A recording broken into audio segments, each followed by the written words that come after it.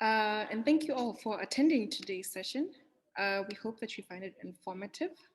Now, without further ado, we would like to introduce our eminent speaker, Dr. Rajesh Gupta.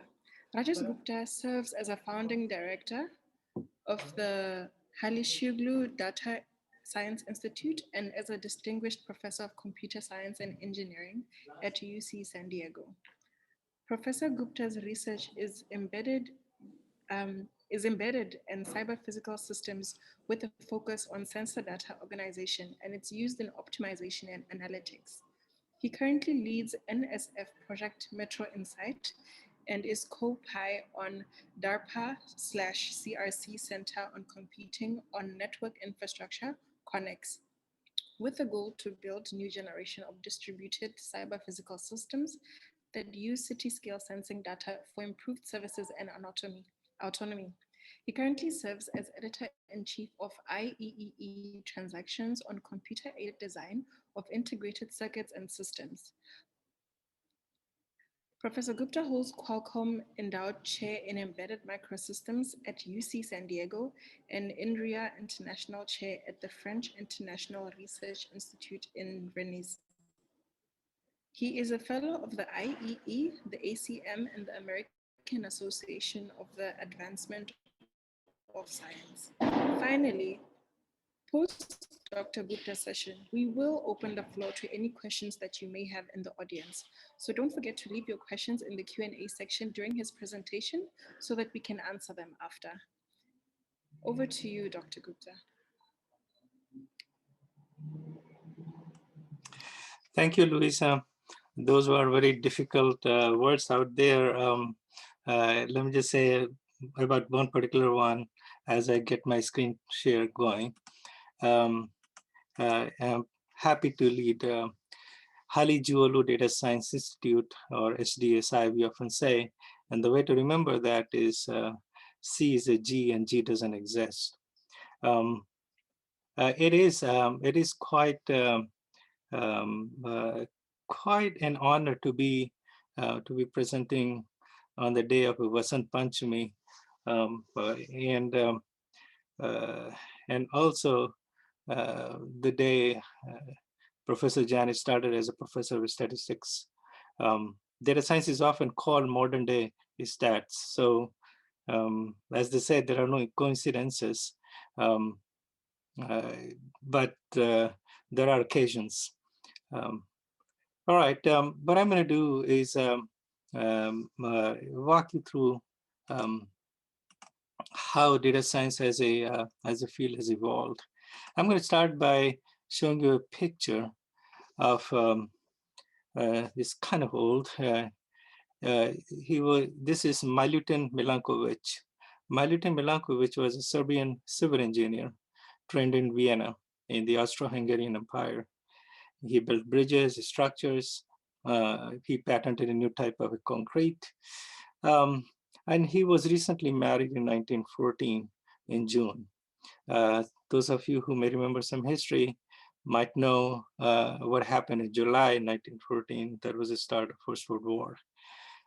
Being a Serbian in Austro-Hungarian Empire wasn't a good thing in those days, especially in Austria.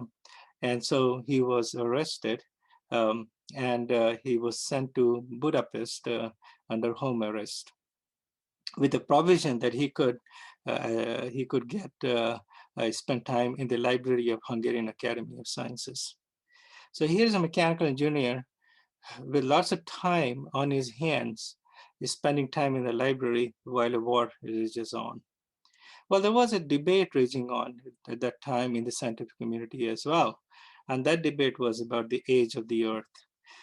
The estimates ranged from 6,000 years to a few million years.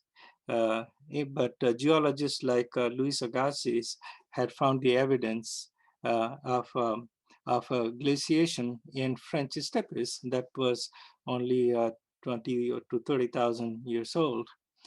And so here you have a mechanical engineer spending time in the library, going through the literature, and reading Luis Agassiz and astronomers like John Herschel. Around that time, James Kroll had advanced a theory that the Earth went through ice ages due to variations in its orbit. Unfortunately, that article did not get much attention. It was published in 1860, partly because it was in Philosophical Quarterly, and partly because it was under a pseudonym written by a janitor at the university.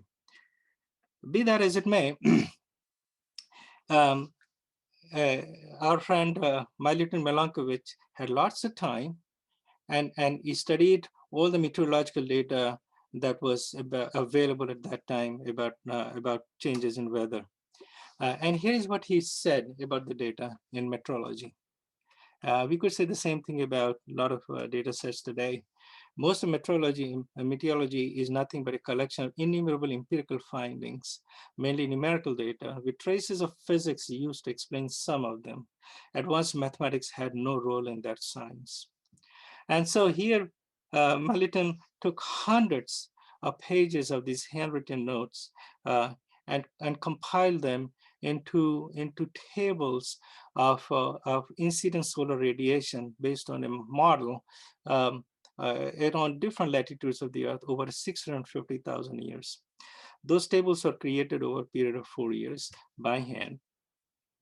And what came out of that was a simple model of the Earth's motion around the sun. It had the orbit. It was eccentric, and its eccentricity changes. The tilt of the Earth changes over time, and so did the precession. So eccentricity, obliquity, and precession, and he devised the periods of those simply because of the compilation of the data.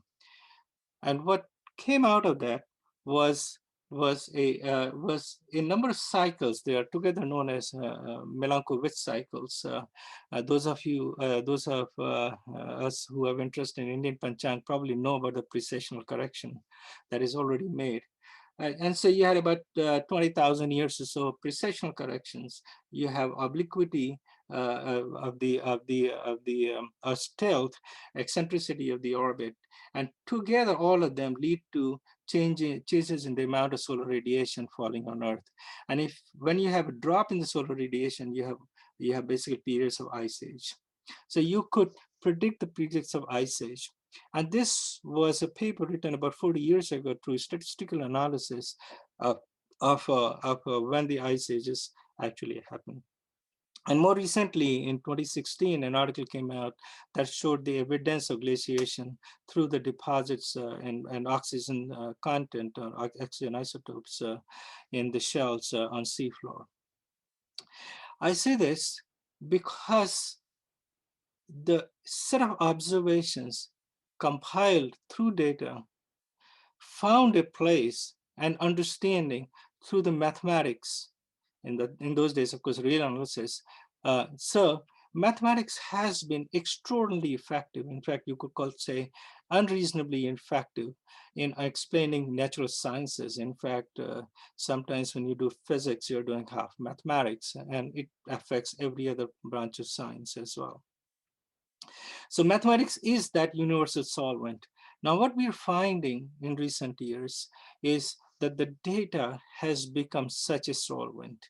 In other words, the presence of large scales of data, in fact, this article is more recent that I was pointing to, has become so effective in mining and its use that it has led to automatic translation of language. It has led to image recognition. It has led to pattern detections of any kind that could ever exist. So what makes this data so efficient and so effective in understanding our world? And how is this different from, for instance, understanding of science that we have had so far? What I want to do today, my goals for today, is to lay out that question. Why data science? What is changing? Why is it now? What does it mean when we talk about new platforms? And I want to give you examples of the new platforms. Then share with you our vision of how data science area is evolving and what we are doing in this area, from interdisciplinary research to to a very difficult and brand new challenge of teaching that is across disciplines. And how we have constructed the organization, the Halijolu Data Science Institute, that is rising to meet the challenge. And then what I want to do is lay out just a undergraduate program first to sort of use it as a vehicle to explain in epistemological terms how this discipline is different and connects to what we know as today. As you would notice in this talk, there is not any specific techniques or tools about machine learning or AI. I think those are subjects that we'll find other lectures. So let's just begin and take a look at data has been with us for eternity. That is what underlined the scientific advance. So what has changed? And why we're talking about data science today? To understand that, let's look at the IT infrastructure today that you may be familiar with. The primary IT infrastructure is clouds. In fact, that the rows and racks of servers in data centers with really large scale computations connected to fast networks, or otherwise collectively known as cloud computing. Computing is what is making this talk possible today, your attendance possible today, for instance. So, so that's one infrastructure that has advanced. The other infrastructure is edge devices on the edge, and these are your smartphones, for instance, but your car is also an endpoint of these devices, your laptop, of course, your game controllers, and all kinds of sensors and so on. In between them is the internet and the software or the web of it. When you look at these three infrastructures, all three of them are maturing rapidly, but underneath it, a new tier is emerging. And that new tier, the best explained is just looking at the end platform first. For example, your smartphones, whatever the end device is. This is a device that actually connects to multiple peripherals through multiple radios. It is not unusual to find anywhere from half a dozen to a dozen radios on the smartphones. It's part of a network and it's a deliverer of services. If you think deeply about it, it's no longer an endpoint. In fact, it is somewhere near the edge, but not the edge. And what it allows us is to see things. For example, your heart rate monitor connected via your smartwatch or any other device to the cell phone or to the smartphone is able to perceive if you have atrial fibrillation. It is able to recognize conditions. Your temperature is high today, or you haven't walked enough today. And then it is also able to take actions, in this case, maybe reminders through the cloud or setting up calendar activities. But in case of autonomous cars, devising new routes and pathways. So these loops of perception, cognition, and actions are beginning to emerge along with new platforms that are now going strictly beyond cell phones. For instance, and I'm just going to give you some example of these platforms. And again, there are different domains, and there are different perception actions, cognitions, and actions that they take. This is so from autonomous vehicles, where you have radios or lidars or cameras, to understanding the scene, to actually steering or braking or acceleration, to drones, to smart buildings and smart cities, where you have your workplaces or your homes, which are aware of your presence, which are aware of the activities schedule, and they're setting up the conditions, not only environment conditions but also safety conditions to respond to the needs. Similarly, you have electrical grid that is becoming a lot more distributed with the sources and generations, including renewables, and it detects intrusions, attacks, and natural conditions. So these uh, um, uh, platforms, which are focus of our work in the Conic Center, have been made possible because of one simple fact. On the web, learning can be scaled and accelerated due to massive parallelization, not only of computing through data centers, but also of the data sets that are available through diverse sources. And because of that, these loops, new platforms are emerging, which enable us to think about new kind of applications. In fact, computing takes a much broader view than what a typical computer architecture is normally seen. For example, we normally think about computing as manipulating data, which is in volatile or non-volatile storage. And the data has an address, and again, that address could be moving through the storage and memory hierarchy.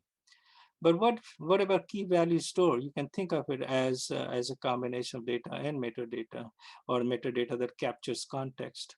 And therefore, you have now a role of metadata that is allowing us to organize words information better into these platforms. And similarly, data centers virtualize operating systems, dispatch load to different racks. In the same way, distributed applications, a typical application on a cell phone, for example, is a distributed application, is governed by policies at the highest level. And then it is also is governed by security policies, as well as attestation and authentication that could be temporarily given. Similarly, you have networking, which is also advancing rapidly to connect not only geographically distributed resources, but also think about data sets not as point items, but as data streams or time series. So a new way of looking at data, a new way of looking at architectures, a new way of looking at the computing stack that performs that processing. And so a number of technological pieces are emerging. And I've just listed a few of them, which is related to, for example, machine learning that allows us to not only make new deductions, but also keep track of the health of the computing environment itself, safety, security, spatial temporal awareness, awareness of scenes, awareness of the state, awareness of the human state, for example, in-network coordination and control, where the data transfers and authentications happens transparently. And of course, architectures that are inspired by biological systems, but also implement new kinds of accelerators to do ultra-fast computations. So what has changed? Two things: the ubiquity and scale of data, and development of sophisticated tools that collectively come under AI, artificial intelligence and machine learning. And they're beginning to use data in ways that we had previously not imagined. For instance, we are all familiar with the social networks and what they can do to our understanding or misunderstanding or intentional misleading of the world around us. And we're only beginning to discover how we can manage and harness the power of media to do good, but at the same time detect falsehoods and threats. Similarly, here's my colleague Rob Knight talking to Larry Smarr on the spirit of microbiome. The number of a microbiome or the bacteria in your cell is anywhere from 10 to 100 times more than your native cells, and each of them is a different genome. What that means is that much of the human health is a strong function of the health of the microbiome, not only physical health, but also mental health as well.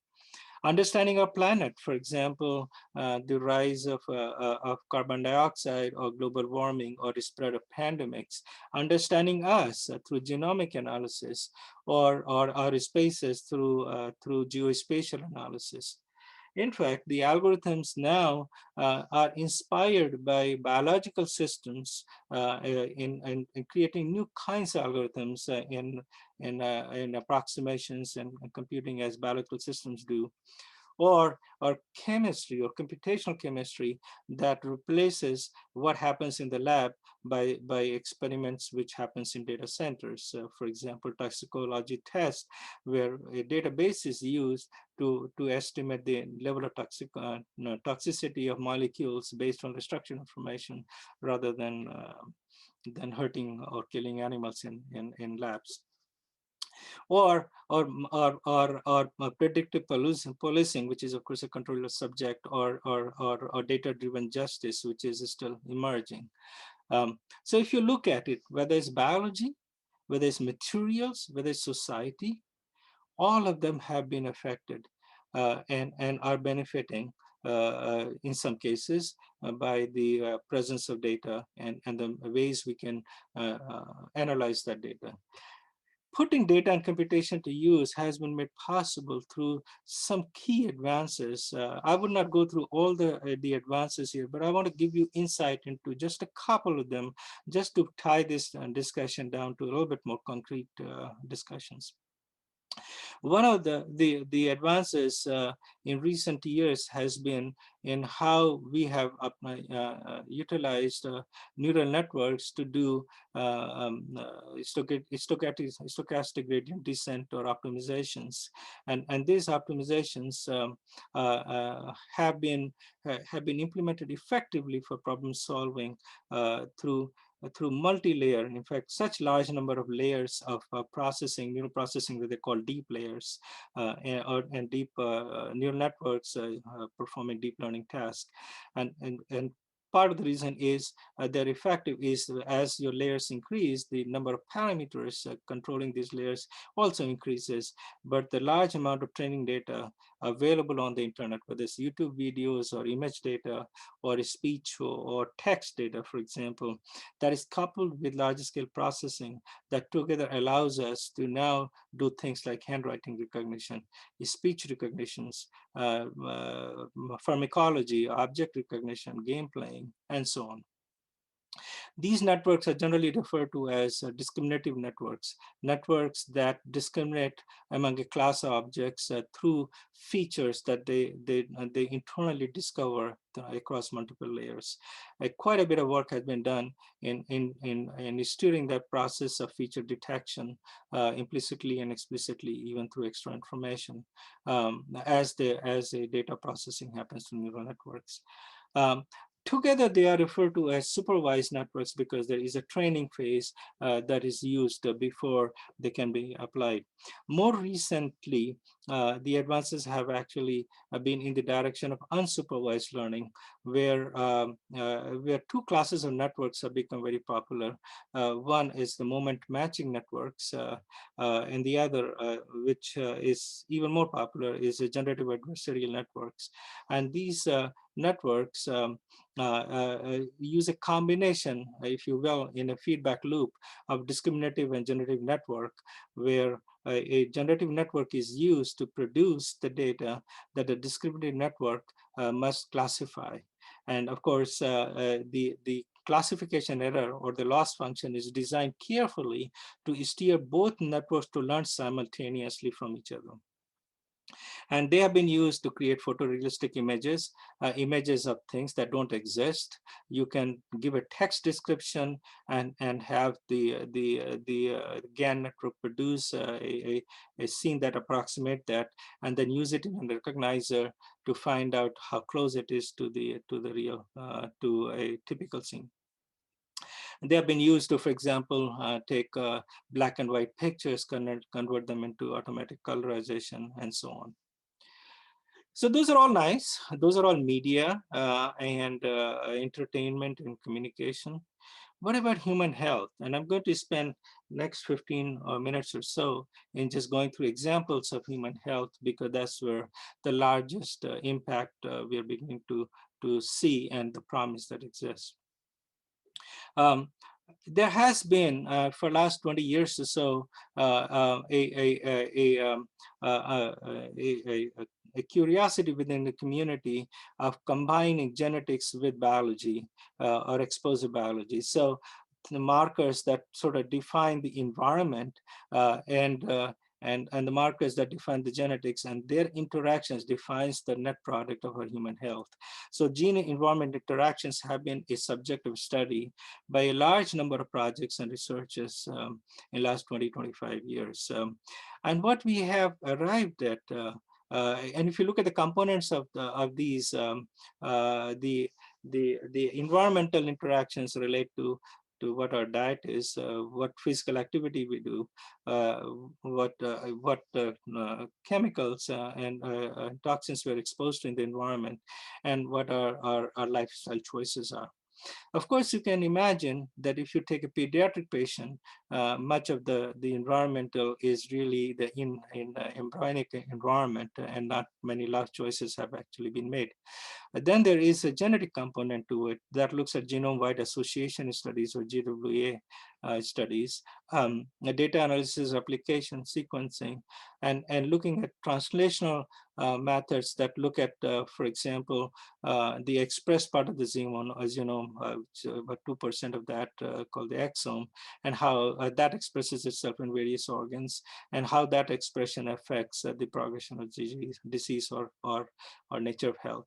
So the combinations of these two, the so-called GXC, has now matured to a much more comprehensive view of looking at human health.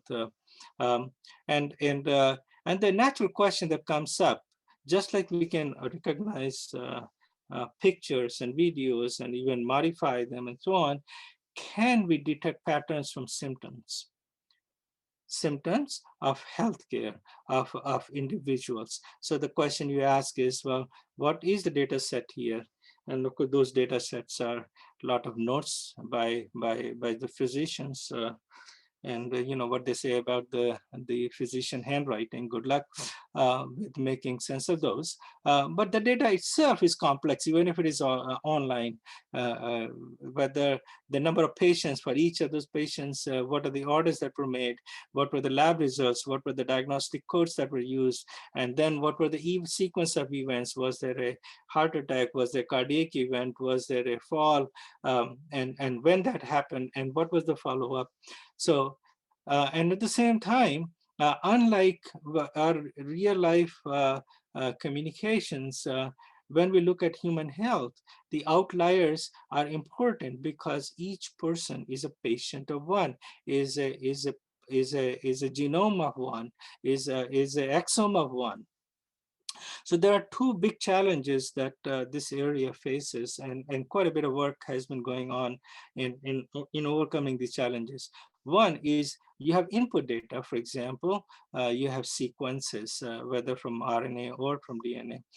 You have gene expressions, you have metabolomic data, but you have no conclusions, you have no diagnosis to make because the causal relationships have not yet been discovered between what is your genomic data, what is your environmental data versus what is being seen by a physician. Much more perversely, the relationships are non-linear. In other words, it's not necessarily explainable. If you increase this particular chemical that is found in your blood, that leads to this disease. In fact, there are complex interdependencies. And because they're complex interdependencies, I picked up this joke from popular website, the curve fitting has become an art by itself. In some cases, we know what that art looks like, if, for example, linear or function fits. And some of the more recent cases, for example, logistic regression, which is often used for classification, or quite honestly, even withdrawal of papers has happened because some edge cases were actually discarded. So, so then you ask the question, well, maybe the models cannot yet be made that can accurately predict.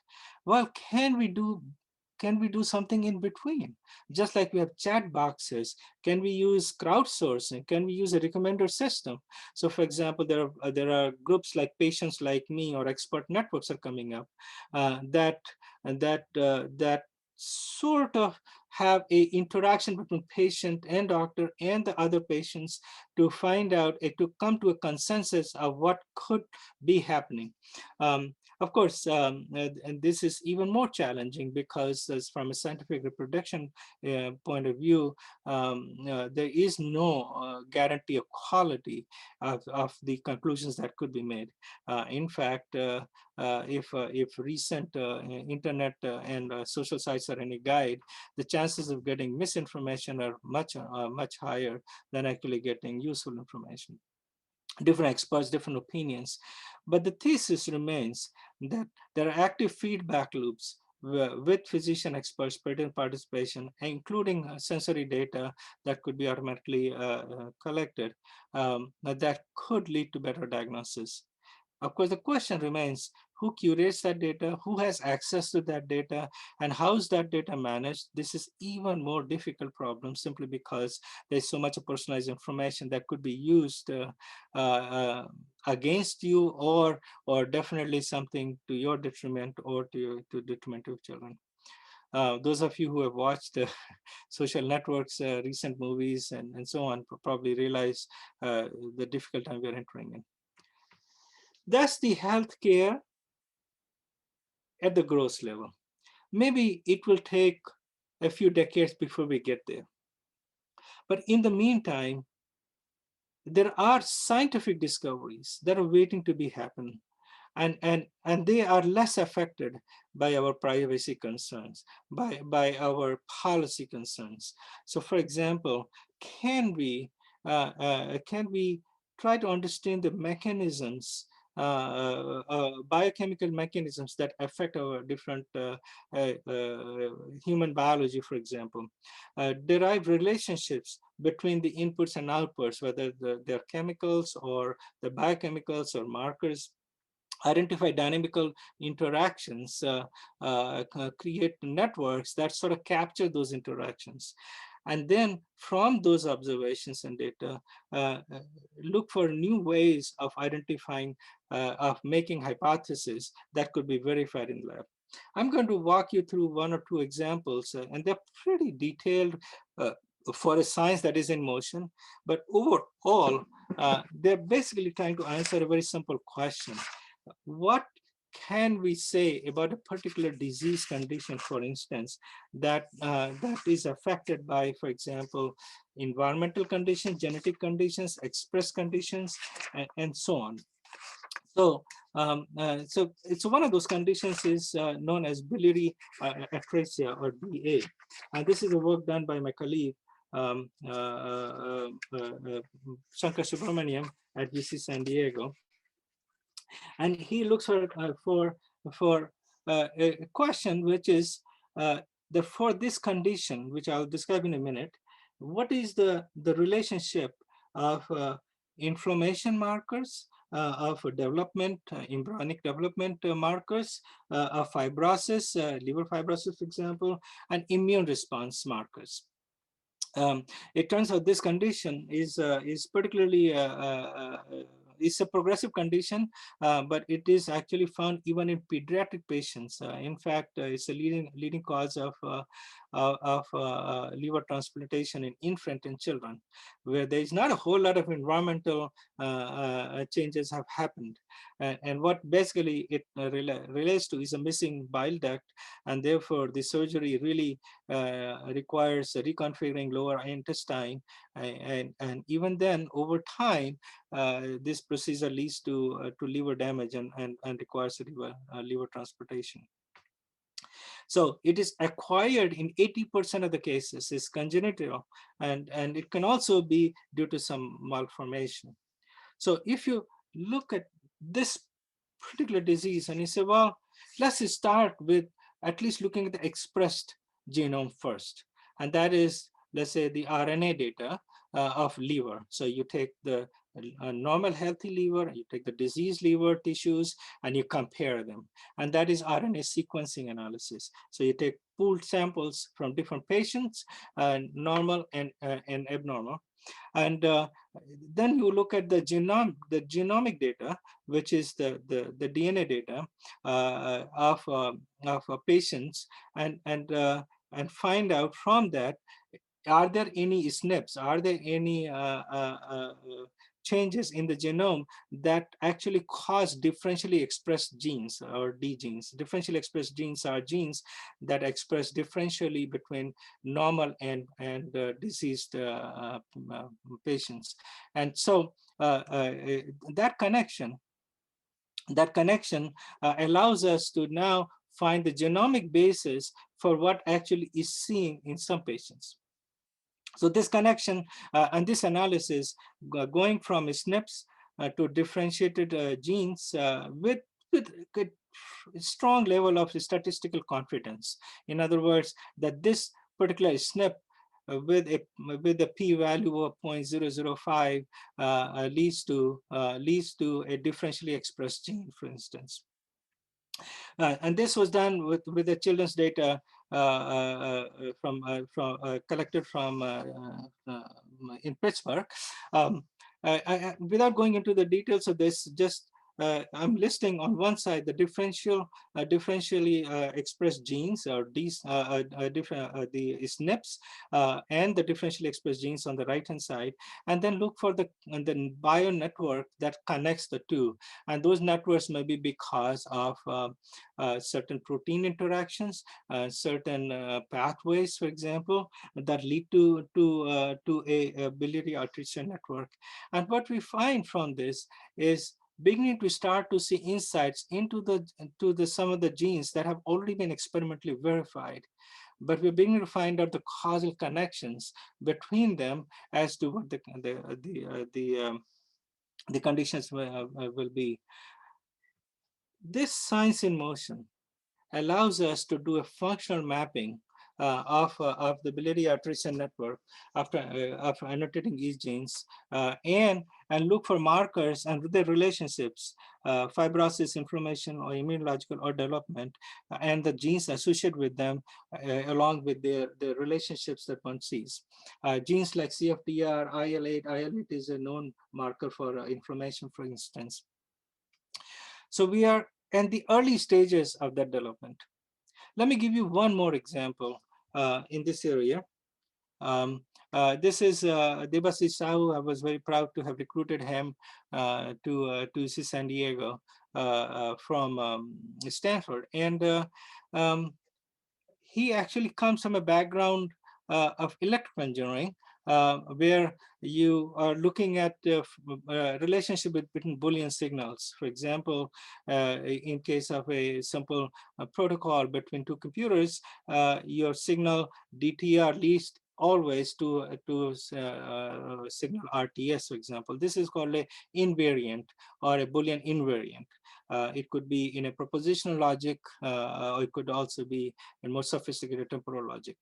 Now, it turns out that if you look at the genes and you look for such relationships, then they can give you insights. And so Debashish has built one of the largest extensive database of expressed RNA from whole kinds of cancers, and he looked specifically at colon cancer. And he found relationships such that CDX2, when it is low, it can lead to conditions that makes chemotherapy much more effective, from 60% to 90%. So if you're CDX2 negative, your chemotherapy is much more effective. And this led to a publication in the New England Journal of Medicine. It's fairly rare for computer scientists to be in these journals. So being able to find the right molecule, being able to detect whether that molecule will be useful and effective in your particular case requires us to do a kind of logical analysis that we are very used to in physical systems, for example. Same thing, I would give you some few more examples. Here is Ben Ismar, another faculty member I have recruited, who looks at use of rings. In fact, one of these rings I'm wearing right now, that that that captures heart rate data, variability data over a time series, and then based on that, it turns out before you get some condition, let's say COVID-19, onset of COVID-19, there is an internal struggle that is already taking place. And if you have sensitive enough measures, for example, temperature changes, heart rate, and resting heart rate changes, and the spectral changes of heart rate variability, then you can predict onset a few days in advance. And therefore, before you get sick, you actually are able to take measures to including rest or saving others from infection.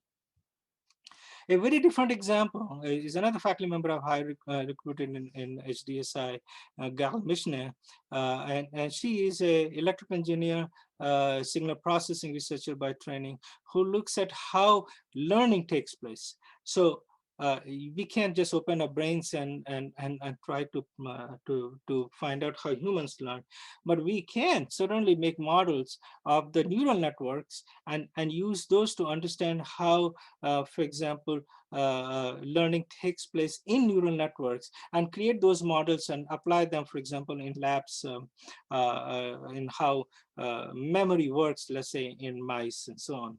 And so she works on creating these mutable graphs that evolve over time, representing the learning process. I'll skip the actual how this is put into use, but she's able to give the insights into how human learning will take place. These are all also very early results. A very different example is a project led by Ilkay Altintas, who looks at the spread of wildfires. Wildfires are very common in where we are in California, especially around the time of year, October to December. And in this period, you often have very strong winds, and usually a fire will start maybe because of electrical spark or something. And the first thing you want to know is if you are living close to a fire spreading, whether the fire is coming to your street. And so she built a predictive model that looks at the weather patterns, looks at the ground conditions, looks at the seeding points. We don't know where the fire starts, so there are multiple hypotheses that are made to predict how the fire will spread in next 1 hour to 2 hours to 8 hours. And that requires putting researchers together, this whole monitoring room in our lab at the UC San Diego, that sort of is directing the firefighter to set the fire equipment into the right places as the fire spreads. Similarly, you can also start to look at radiological imaging, which is where quite a bit of advances are actually being put to practice.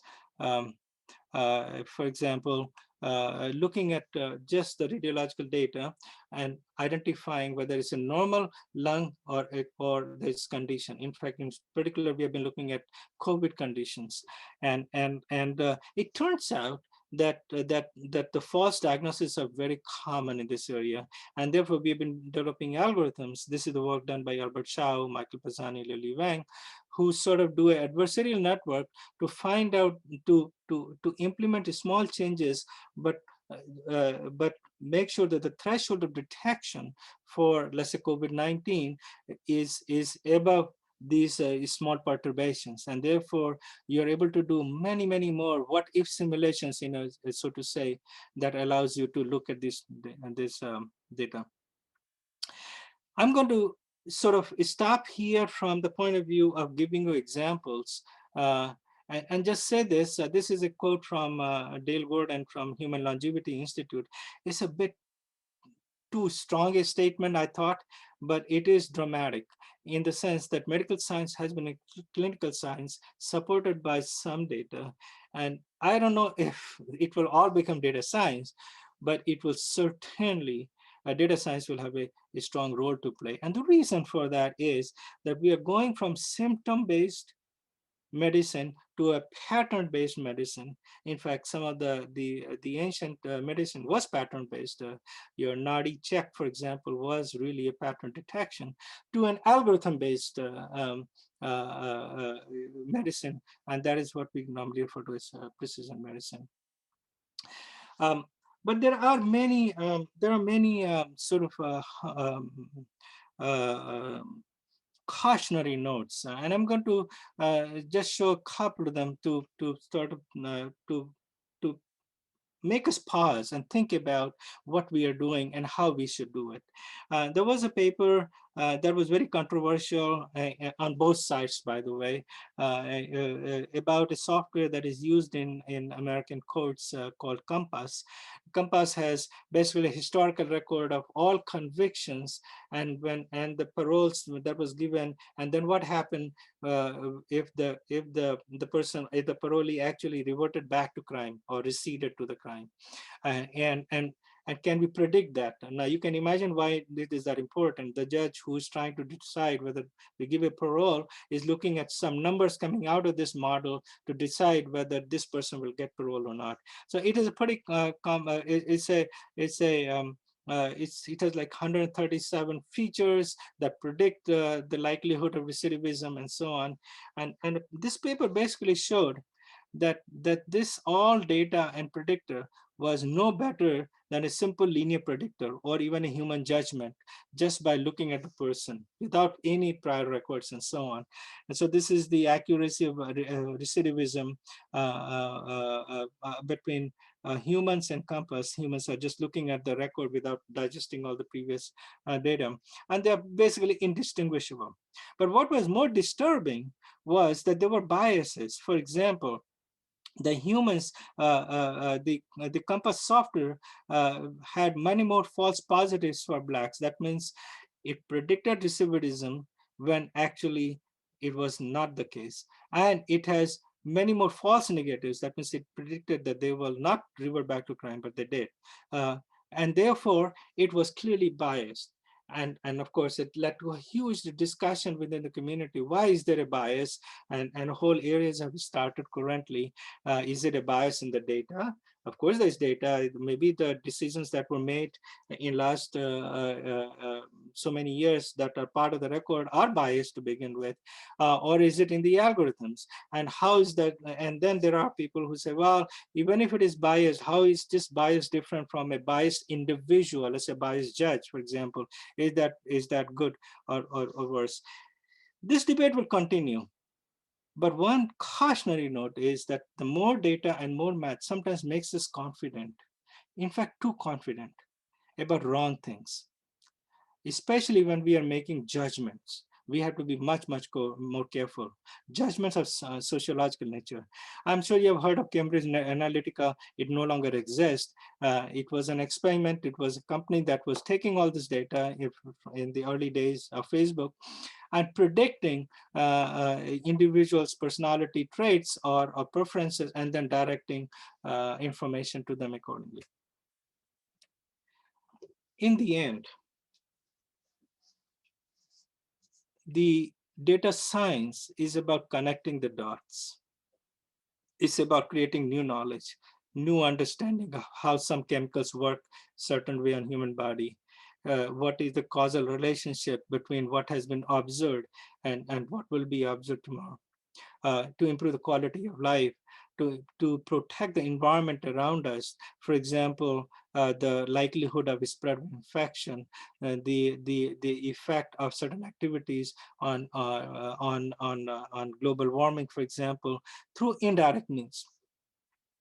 The discipline that connects this area, these dots, the discipline that teaches how to connect these dots is what is being referred to as data science. It is a discipline. Now, when we talk about a discipline, like we talk about discipline of, let's say, mathematics or statistics or biology or any other area you look at it, social science, for example, psychology, a discipline consists of two things. One is the expectation, usually academic expectations of that area, and the community of researchers in that area. This community shares certain values. And the question we ask ourselves is, well, what does the discipline of data science will look like? Today, that community of data scientists is spread across electrical engineering, computer science, mathematics, statistics, computational social science, business, and a long tail of practitioners, from radiologists to oncologists to cancer genomic researchers to bioinformaticians, who are presenting the results and in forums. I've listed some of them here, but you can see they're so different, from NeurIPS to ICML to CVPR to SODA and so on, that there is no current conference or a journal where you can say this is where the data scientists are to be found. That is because it is early. So then the question that comes up is, and this is where I'm going to take an epistemological view in last 5 minutes to explain to you how this environment is developing. You can think of, there are many examples of disciplines. So for example, a collection of subjects and topics that relate to certain knowledge and skills. When you take a degree in electrical engineering, is it because all of that has to do with electricity or electrons? No. But there are some subjects we teach in electrical engineering, whether it's control signals, whether it's signal processing, whether it's device physics. And why do we do that? Because there is a certain goal. We want to make things cheaper, faster, wireless. And so there is an engineering goal that is being pursued. That's not the only area. Like if you look at, say, computer science or mathematics, there is a way in which we prove things or validate things. The way you validate things in, let's say, a user interface community, UBComp, is very different, for example, than you do in a formal verification community. So the question that comes up is, what will data science shared values will look like? It is too early to give an answer to that question, but we do know that all three instances have been seen in data science, and therefore a federation of subcommunities is very likely. But we do know some things today.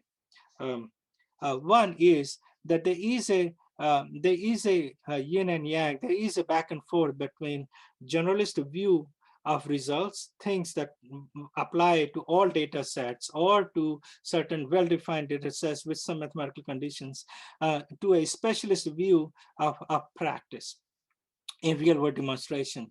Therefore, the area itself is beginning to see both depth, breadth, and practical experiences. The number of core challenges of this area, for lack of a better term, I use the term quantitative science to define this. And I'm just going to walk you through some of the questions. These questions will be defining the field for coming decades and the discipline. And the industry that they impact. First, scientific level of, and this is listed in no particular order, but how do humans learn? How do machines learn? Why does machine learning, why is it so effective? Can we explain it mathematically?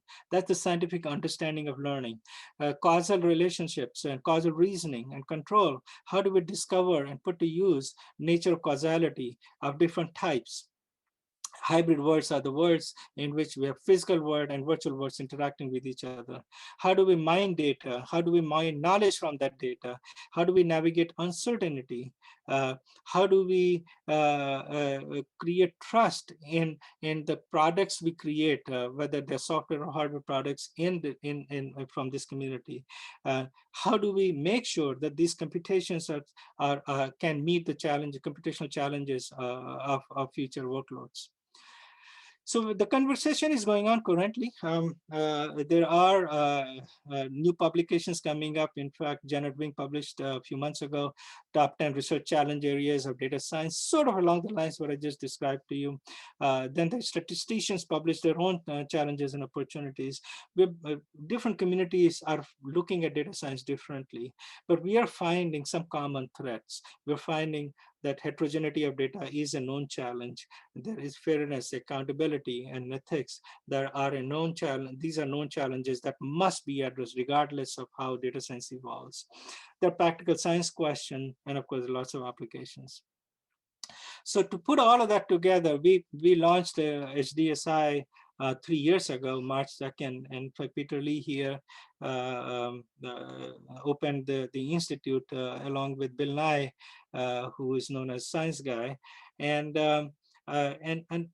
Peter Lee made a remark that I wanted to repeat here. There is perhaps no other scientific or intellectual endeavor today that is more important than advancement of data science.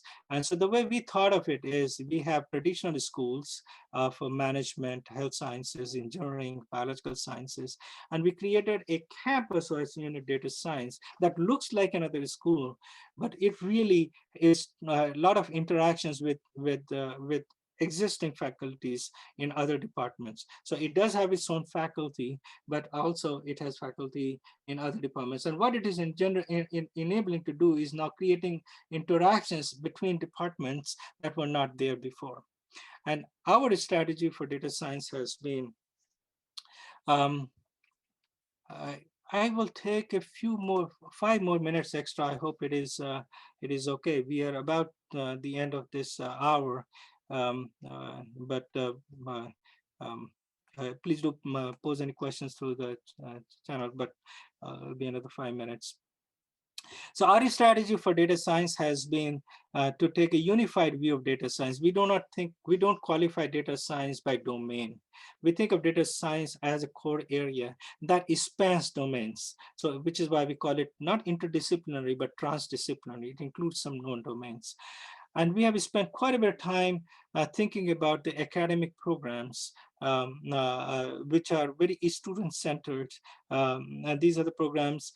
We have an undergraduate program currently that has 820 undergraduate students, and we are about to launch our graduate program.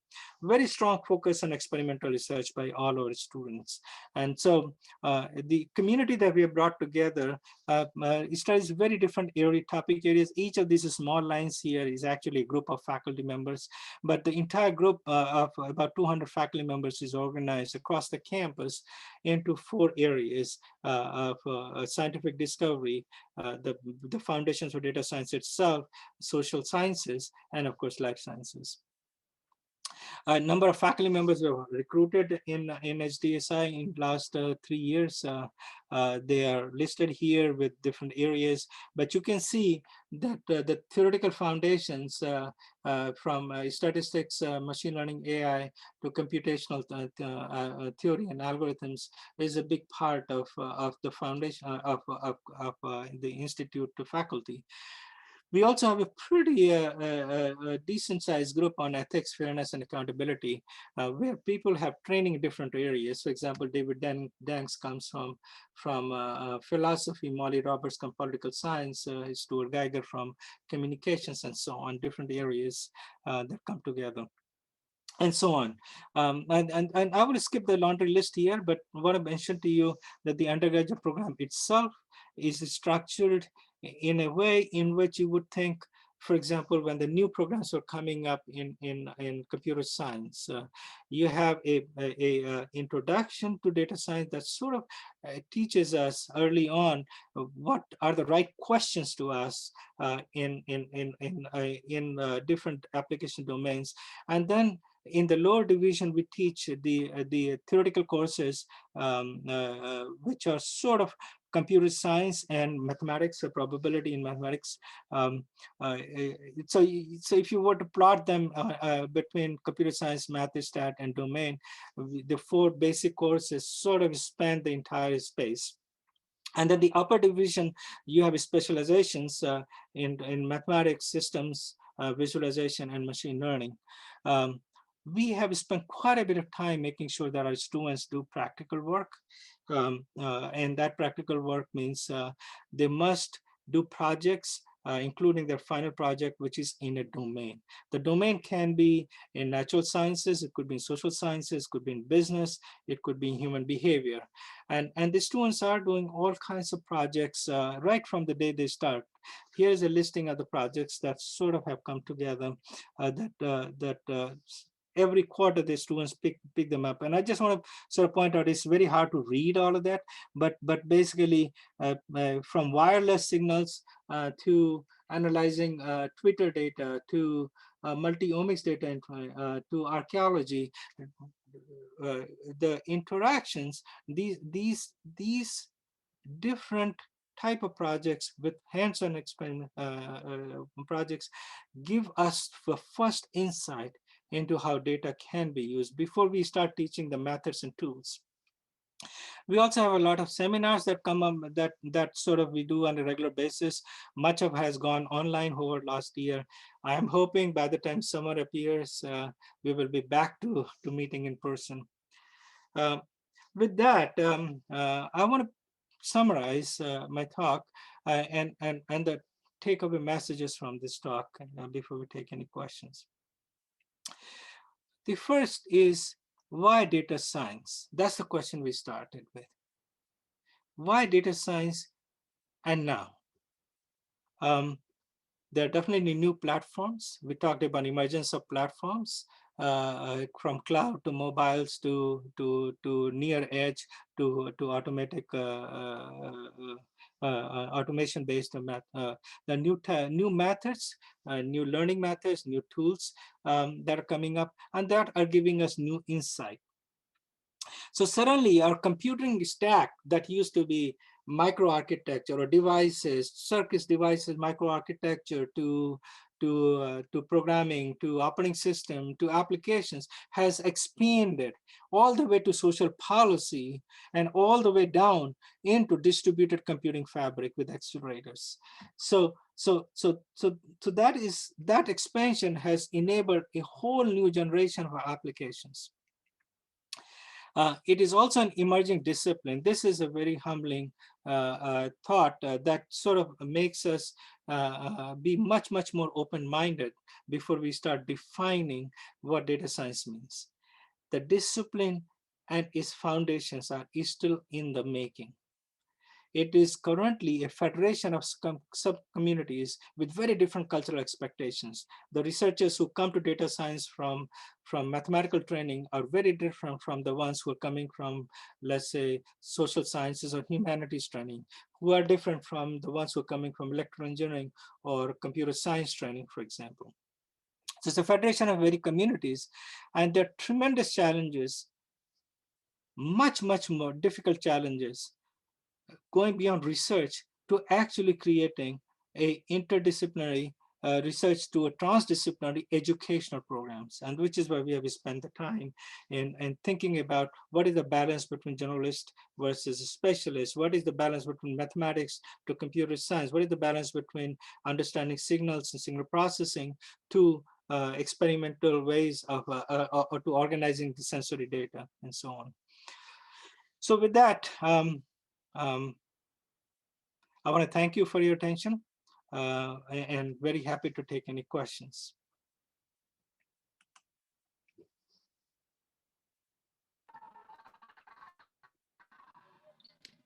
Thank you so much, Dr. Gupta.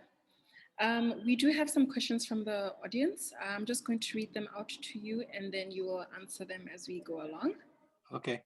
I'm going to start with a question here from, just give me a second.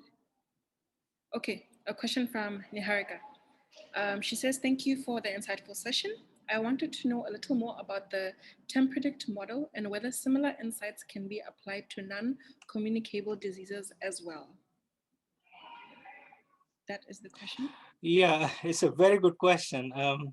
If you have a background in control systems or feedback control systems, where you have a dynamic behavior of a system that emerges because of the feedback, continuous feedback you get, then you'll appreciate that our heart operates in multiple control feedback loops. Uh, Almost anything that goes on in our body and in our mind actually shows up in the behavior of the heart. Whether it is the heart rate, whether it's the spectral response of the heart rate or resting heart rate, and therefore there is no question that for example, how relaxed you are, how effective is your parasympathetic nervous system compared to a sympathetic nervous system? Are you in a flight or fight mode? Those things are all possible if you're monitoring those hearts. And therefore, the temp predict is really one instance of trying to predict just from the data itself. At some point, we will have insights into it, but there's no question that the internal state of the system is made observable by efforts such as temp predict.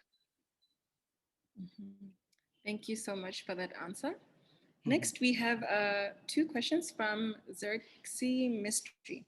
The first question is, amongst data science and AI, which do you think shall have a better future and what are the key differences between them? And then, is it possible to teach ethics or compassion to an AI robot?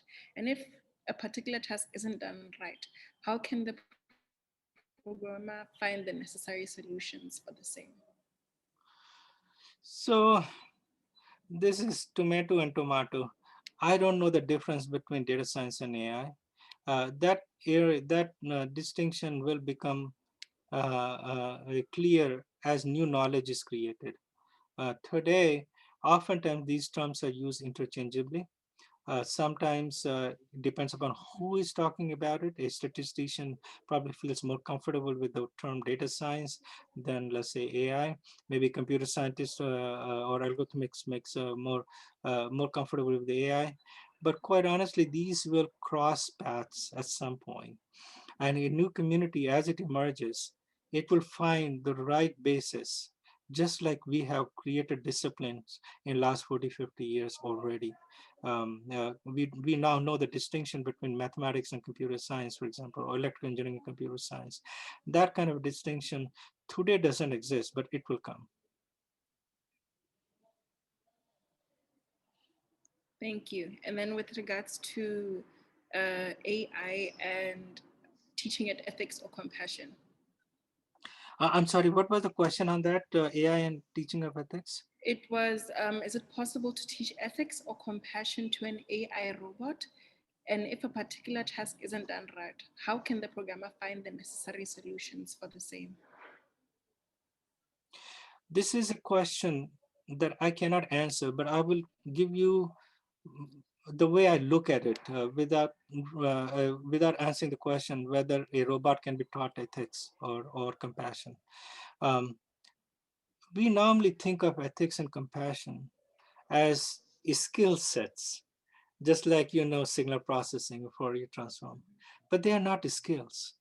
They're actually part of our awareness. Just like we have an awareness of being located in space and time, just like we have an awareness of what is right and wrong, just like we have an awareness of what should be done, what could be done. Similarly, the ethics and compassion is a part of that natural awareness, and we are beginning to put that awareness into all our courses rather than teach you a course on ethics, for example.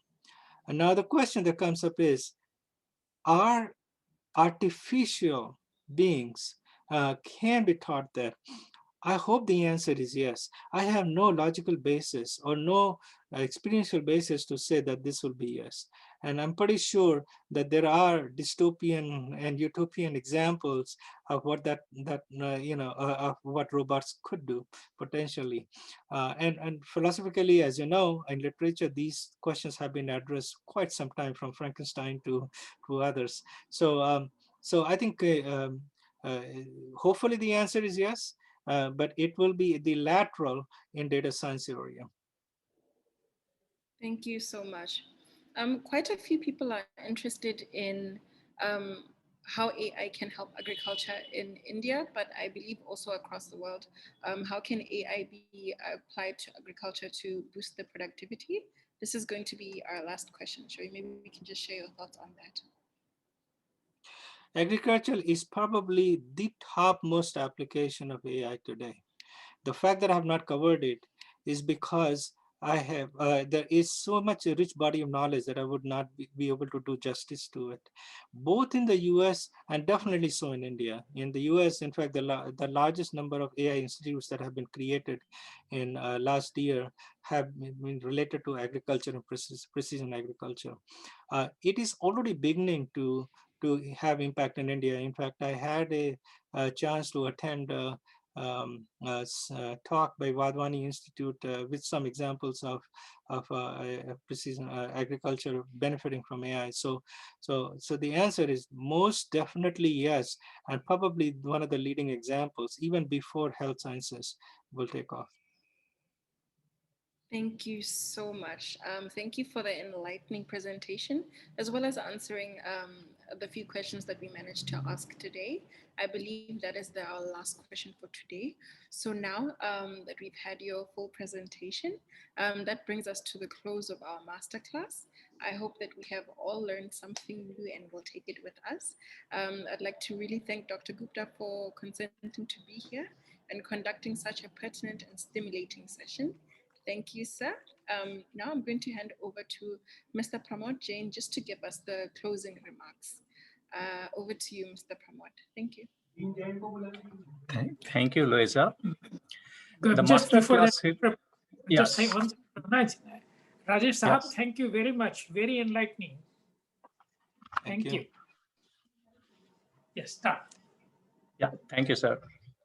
The masterclass series is Geo Institute's endeavor to bring global scholars, thought leaders, and experts to discuss their research and case studies and foster discussions and exchange of ideas in emerging areas of relevance.